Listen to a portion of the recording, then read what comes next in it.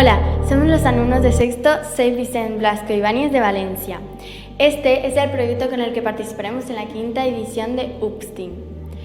UPSTEAM es una competición entre centros educativos de la Comunidad Valenciana que se centra en el aprendizaje de ciencia, tecnología, ingeniería, arte y matemáticas. Hemos diseñado este proyecto utilizando la tecnología para beneficiar a la sociedad y tener una convivencia más amable en nuestra ciudad. Nuestra propuesta se basa en el aprendizaje-servicio. Aprendemos haciendo un servicio en la comunidad. Y damos solución a las necesidades reales de nuestro entorno con la finalidad de mejorarlo. Para ello nos hemos basado en los ODS, Objetivos de Desarrollo Sostenibles, relacionados con salud y bienestar, educación de calidad, energía asequible y no contaminante, o ciudades y comunidades sostenibles. Pero vayamos al grano, ¿qué hemos realizado? Hemos diseñado una maqueta del ayuntamiento y de nuestro barrio.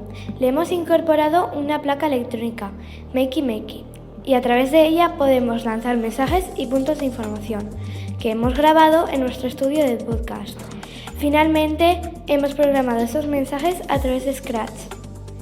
El objetivo es generar puntos de información para las personas invidentes y con dificultades visuales, que no tienen un acceso fácil a cualquier elemento de nuestra ciudad y quieren tener información al instante.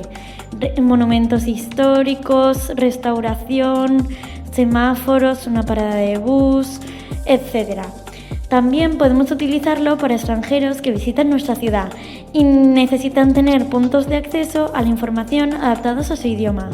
Nosotros hemos utilizado la tecnología, el arte, la arquitectura y la ciencia para mejorar la calidad de vida de las personas. Estamos aquí ahora con la maqueta de la playa de la Malvarrosa.